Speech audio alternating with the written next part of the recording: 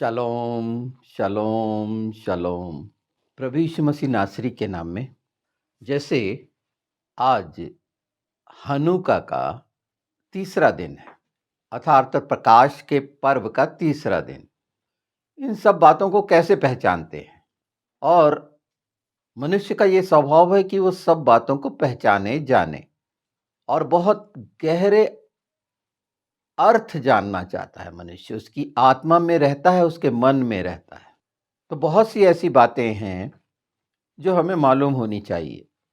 बहुत जल्दबाजी या तेजी के कारण हम बहुत सारी बातों को ध्यान नहीं दे पाते, पर धीरे धीरे सभी ये जानते और समझते जा रहे हैं।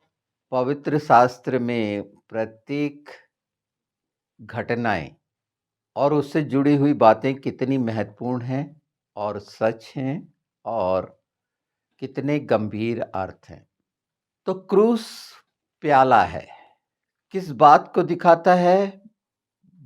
भले और बुरे के पेड़ को दिखाता है, उसके ज्ञान के फल को दिखाता है। एक ऐसा प्याला जिसमें सिर्फ दुख, पीड़ा, वेदना ही नहीं है, पाप है और मृत्यु है। और पाप और मृत्यु के साथ वो तमाम घिनौनी चीजें जो परमेश्वर की अनाज्ञाकारी होने के कारण आती हैं, वो उसमें समाहित हैं। हम सिर्फ क्रूस बोलकर हट जाते हैं कि वो लकड़ी पे जो चढ़ाया गया लानती है कहकर हट जाते हैं कि वो लानत क्या है या वो श्राप क्या है। पहली अनाज्ञाकारिता यही हुई ना, आदम और हवा के द्वारा, कि देखभाल करना और रक्षा करना, और इससे नहीं मानना ही पाप ठहराया गया। अनाज्ञाकारिता पाप है और कितना भयानक है। ये प्याला जो प्रभु यीशु ने पिए और चेले बोलते थे, वो अगर हम मत्ती 20 में देखें तो क्या इच्छा थी? दाहिने और बाएं बैठने की। और प्रभु यीशु ने जब ये बोले कि जो प्याला मैं पीने पर हूं, क्या तुम पी सकते हो? तो कितने हाँ, हम पी सकते। कितनी बड़ी बात! पतरस जैसे बात है ये कि चाहे कुछ हो जाए मैं नहीं छोड़ूंगा।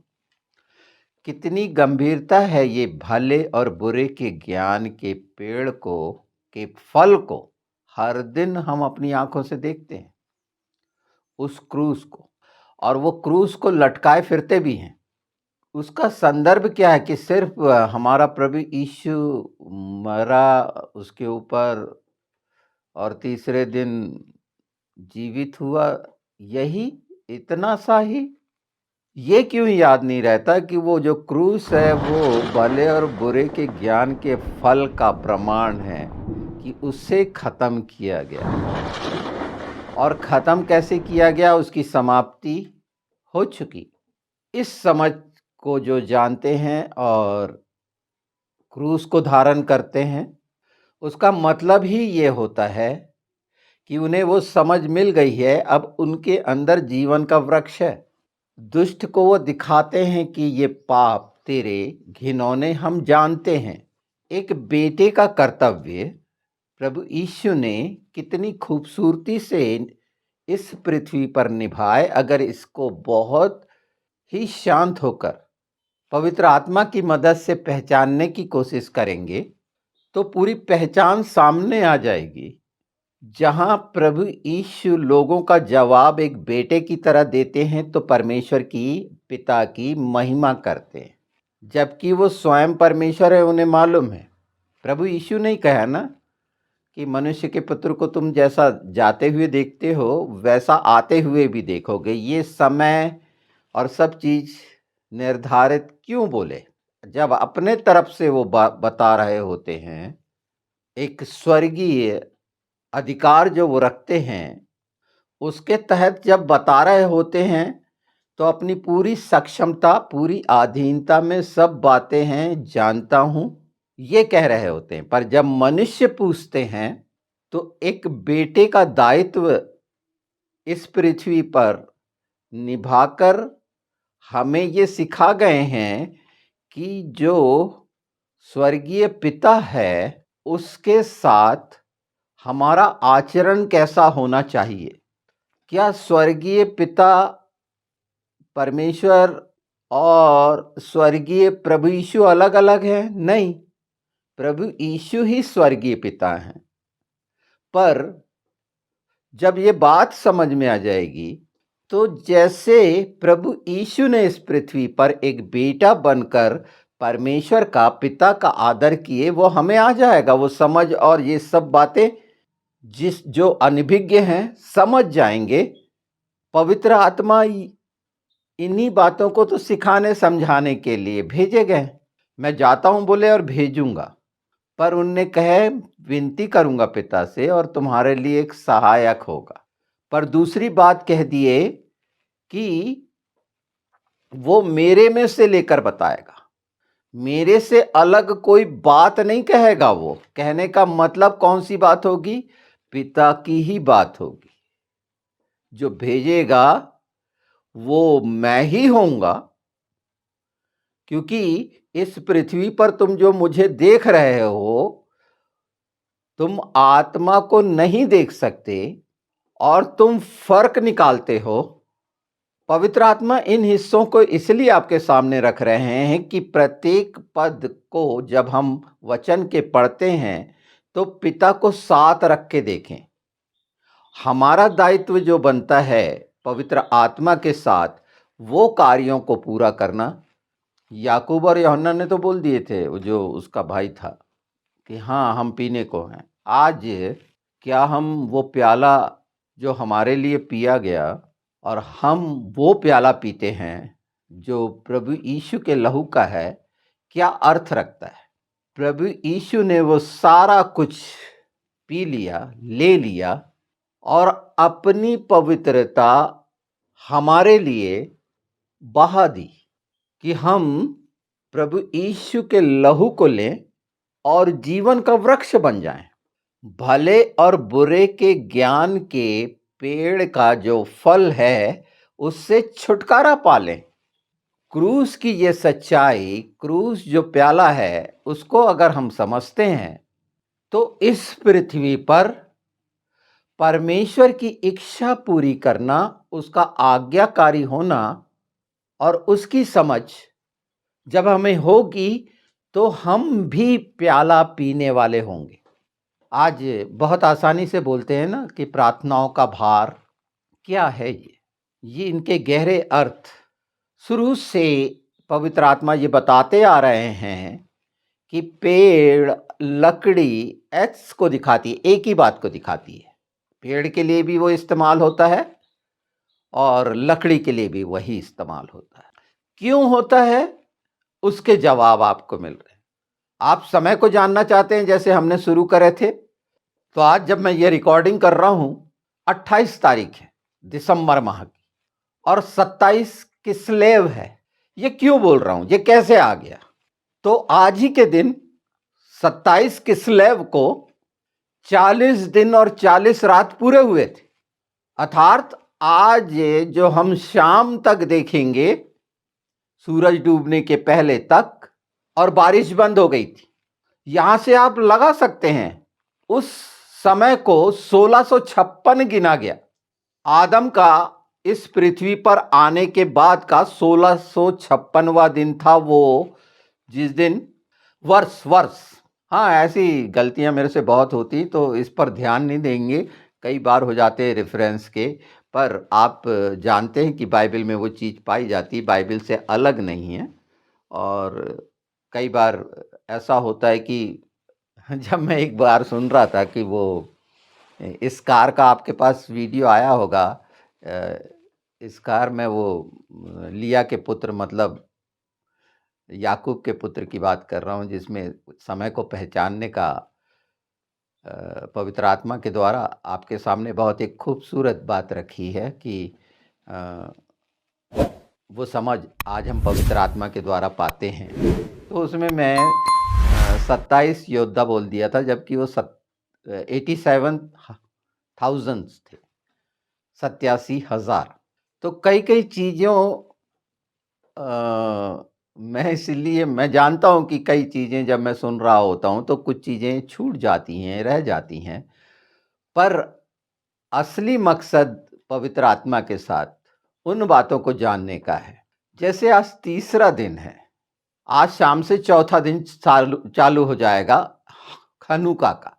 तो ये तीसरा दिन मकाबीज ने आज के दिन जो किस्लेव माह में इसलिए समझ रहे हैं ये आज के दिन को कि 25 किस्लेव को मकाबीज जो हथौड़ा चलाने वाले यहूदी, उन्होंने एंटियोकस चतुर्थ जो था राजा यूनान का, उसकी उतनी शक्तिशाली सेना को हराया था जिन्होंने मंदिर को अपवित्र किया था, 25 किस्लेव को। और एक दिन का तेल बचा रह गया था जो शुद्ध जैतून का था, जो तरीके से बनाया जाता था व्यवस्था के, वो 8 दिन रोशनी दिया था। और वो थोड़ा तेल नहीं लगता था, मनों से लगता था उन दीपदानों में जो स्टैंड होते थे कैंडल के लिए, जो आपने देखा होगा मेनोरा। तो ये इतने मुख्य दिन हैं। और जब मैं तीसरा दिन कहता हूँ तो बाइबल में तीसरे दिन का महत्व हम सब जानते हैं कि तीसरे दिन प्रभु यीशु जीवित हुए, तीसरे दिन वो खड़ा करेगा। ये जो शब्द हमें पवित्र आत्मा के द्वारा मिलते हैं, जैसे एंटियोकस चतुर्थ भी मिला, तो वो एंटियोकस 8 होगा जो एंटी क्राइस्ट होगा, जो शांति स्थापित करेगा, परमेश्वर विरोधी होगा और वो मंदिर का निर्माण होगा, निश्चित होगा। देख ही रहे हैं घटनाक्रम कैसे बदल रहे हैं। पर जब इस प्याले को आप जान जाएंगे क्रूस के, उसकी भयानकता को जानेंगे कि कैसा नाश है वो, कैसा सर्वनाश का प्याला है वो, जिसे प्रभु यीशु ने पी लिया और अपना लहू का प्याला दे दिया जीवन के। ये समझिए सिंबॉलिक, जब प्रभु यीशु फसह कर रहे थे तो क्या बोले थे कि ये मेरा नई वाचा का लहू है। कटोरा लिया और उसमें सबको दिया। कटोरे की भयानकता या प्याले की भयानकता प्रकाशित वाक्य में साफ साफ दिखती है। मैंने जो अपने अनंत जीवन सत्य प्रकाश चैनल में आप ओपनिंग और क्लोजिंग में जो देखते हैं, ये पूरा का पूरा वो ही सच्चाइयां हैं जो होनी हैं। प्रभु यीशु का आगमन और उसका राज, हम में से प्रत्येक जो अधिकारी है, वारिस है, इन सच्चाइयों के साथ दृढ़ हो सकता है, समय को पहचान सकता है। बहुत सी ऐसी बातें जो नहीं सुनी गई हैं वो आपके सामने आएंगी, बिल्कुल, और आ रही होंगी, और आपके द्वारा भी प्रकट की जा रही होंगी, देखी जा रही होंगी। इन सच्चाइयों को अगर आज बताने में सक्षम नहीं है और किसी तरह से समझ नहीं पा रहे हैं तो नोट करके जरूर रख लीजिए और पवित्र आत्मा से यीशु के नाम में आग्रह करें तो पिता उन हिस्सों को आपके लिए खोल देगा जिसका उत्तर आपको नहीं मिल रहा है। हम सब जो है उत्तर की इच्छा रखते हैं। आज ये प्रश्न और उत्तर का जो आपके सामने पवित्र आत्मा कितना स्पष्ट कर रहे हैं, तो वो कितने भयानक प्याले हैं जब सृष्टि पर वो उंडेले जाएंगे। ये भी निश्चित है कि उंडेले जाना है तो समय की पहचान होगी अच्छे से। जैसे अभी मैंने जिसमें मैं बताने जा रहा हूँ, आने वाले समय में 5400 बर्तन क्यों, वो मंदिर के पवित्र बर्तन क्यों, जो नबूकदनेस्सर ने ले गया था। पर जब मादी फारसी का राज हुआ तो दारा के समय में ये चीज़ें, वहाँ का वो राजा हुआ कुस्रू साइरस, और उसी ने एक मंदिर के निर्माण के लिए और जो वो घोषणा करा परमेश्वर के लिए, वो मादी फारसी वहाँ पर सील लगा दिया उस राजा ने कि सच्चा परमेश्वर जो है वो इज़राइलियों का है। बाइबल में स्पष्ट पाया जाता है। और किसी को संदेह है तो साइरस का सिलेंडर ब्रिटेन के संग्रहालय में है। इस सच्चाई की घोषणा नबूकदनेस्सर ने भी किया। परमेश्वर ने नबूकदनेस्सर जो बेबीलोन का था, अर्थात वो इराक का, उसने भी इस बात को माना, इस सच्चाई को। पर दुष्टता देखो कितनी भयानक रीति से इन बातों को छिपाती है जिसके प्रमाण हैं। और इनके मानने वाले जो मादी फारसी हैं वो मानने वाले, जो उस एरिए के हैं मिडिल ईस्ट के वो मानने वाले कैसे बहकाए गए कि सच्चे परमेश्वर से वो शैतान और दुष्ट ने कैसे अलग किया। उस क्रूस को नहीं पहचाने, जो सर्वशक्तिमान सृष्टि रचता है उसको नहीं पहचाने और दोष देने लगे। जब शैतान के गुलामी में एक मनुष्य अपनी बुद्धि को, अपने विवेक को गिरवी रख देता है, तो वो जो बोलना चाहे बोल देता है। उसके लिए वो सोचता नहीं है, वो शांत रह के नहीं सोचता, वो अपने अंदर की भड़ास को निकाल देता है। वो जो अंदर कोड़ बन रही होती है और संसार में घटित होने वाली घटनाओं से प्रभावित वो अपना संतुलन खोकर ऐसे ऐसे कार्य करता है या बोलता है या विरोध करता है।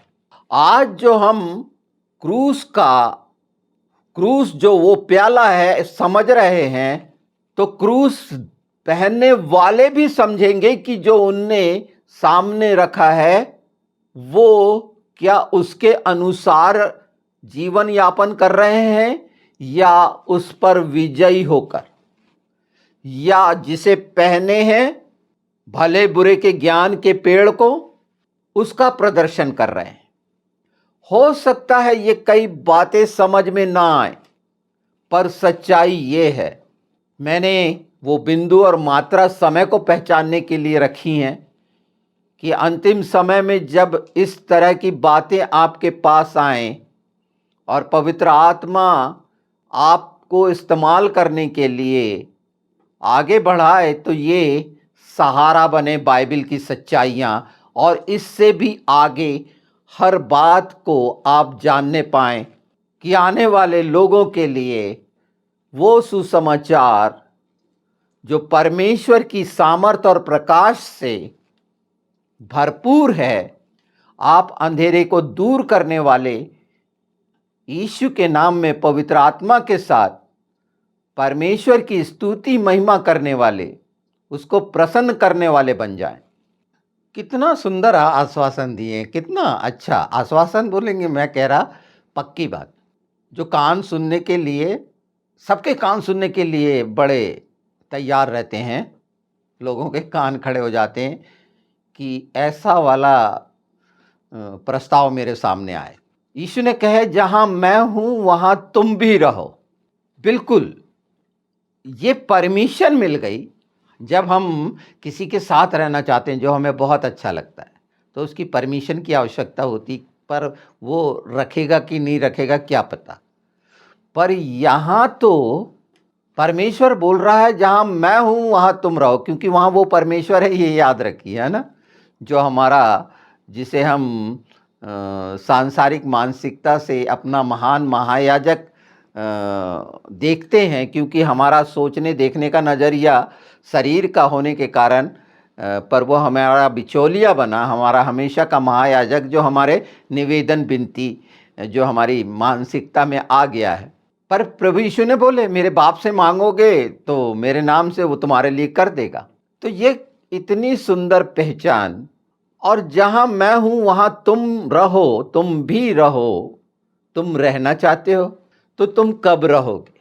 और कोई कठिनाई बीच में आपको अगर मानसिक द्वंद्व में फंसाती है तो वो मन की बुराई है, वो भले बुरे के ज्ञान के पेड़ के फल का परिणाम है, जहां आप शंकित होकर इस बात पर भी नहीं विश्वास ला सकते कि आप आत्मा के साथ पश्चाताप करने वाले उद्धार पाए हुए हैं। आपके पास प्रमुख हथियार है पश्चाताप, और प्रायश्चित का मार्ग आप जानते हैं जो क्रूस से निकला और क्रूस की ओर जाता है, अर्थात स्वर्गीय सीढ़ी या स्वर्गीय मार्ग, आत्मा का मार्ग। तो निराश और हताश होने की जगह हम अपने आप को पहचानें। ये तमाम चीजें पवित्र आत्मा पहचानने के लिए शांत होकर अपने बारे में अगर कोई ऐसे प्रश्न या दुविधा आपको परेशान कर रही है तो बाइबल में सब बात का उत्तर है पवित्र आत्मा के साथ। और मसीही उद्धार पाए हुए हैं, फंसे हुए इस बात के कारण है कि वो स्वर्गीय ज्ञान जो पवित्र आत्मा के द्वारा ही प्रकट होगा, मनुष्य बुद्धिमान नहीं हो सकता। मनुष्य कितना बुद्धिमान, वो अगर हम देखें तो बुद्धि और प्रवीणता दी गई थी दानियल, और उसके बाद भी शैतान कितना शातिर है। तो यहाँ पर वो ज्ञान जो ऊपर से उतरता है अर्थात प्रकाश, तो जो हम प्रकाश में आ गए हैं उसकी ज्योति हैं हमारे जीवनों के द्वारा। जब ये इच्छा के साथ हम इस संसार में आगे बढ़ेंगे तो हमारे आसपास का वातावरण या वो बातें जो परमेश्वर चाहता है उसकी सामर्थ्य के द्वारा पूरी होंगी, अर्थात जो अंधेरे में हैं उनके लिए एक जुगनू बनेंगे आप। पर ये पहचान तो हो, ये मत सोचिए कि ये सिर्फ प्रचारक की, अगवे की, पास्टर की, उपदेशक की ड्यूटी है, या जितने भी बना लीजिए आप पद नाम। नहीं नहीं, एक वारिस का कर्तव्य पवित्र आत्मा आपको प्रेरित करेंगे। हम मानते हैं कि हम पापी हैं, पर यीशु के द्वारा हम उद्धार पाए हुए हैं। हमने गंदगी को पहचान लिया है, हमने जान लिया है कि हम पवित्र नहीं हो सकते, हम धर्मी नहीं हो सकते, यानी मनुष्य पर यीशु जीवन में है तो उसकी धार्मिकता में रहकर हम आत्मा के वो धर्म के काम जो पर यीशु ने करा वो करेंगे।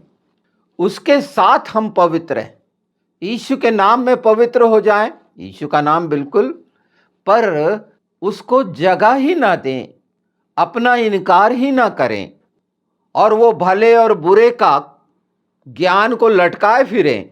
इससे ये नहीं समझ लेना मैं क्रूस विरोधी हूं, नहीं, बिल्कुल नहीं। मैं वो सच्चाई को बता रहा हूं। आप बहुत बड़ा क्रूस लटकाएं, पर वो दिखाए ये समझ कि मैंने ये जान लिया है ये क्रूस की महिमा, कि उस पर विजयी हुआ है यीशु, और मैं जो धारण कर रहा हूं उसका योद्धा जो मैं आपके सामने हूं, मुझसे पाप नहीं होगा, मैं पाप कर ही नहीं सकता। अर्थात तो वो सब झूठ और चालाकी और संसार के आकर्षण में मैं नहीं फंस सकता, क्योंकि जिसने मुझे छुड़ाया है, बचाया है, उद्धार किया है, जो था, है और आने वाला है, वो जीवित परमेश्वर प्रभु यीशु मसीह नासरी है, सर्वशक्तिमान है।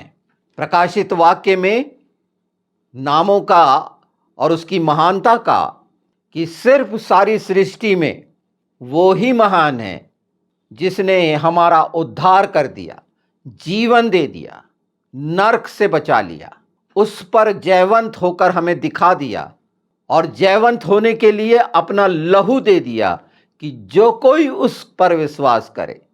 लहू में प्राण होता है ना, जीवन होता है ना, वो न्यूक्लियस प्रोटोप्लाज्म जो बायोलॉजी को जानते हैं, जीव द्रव्य। तो कितना आसान इन अंतिम समयों में होता जाएगा। थोड़ा सा एजरा को जरूर पढ़िएगा।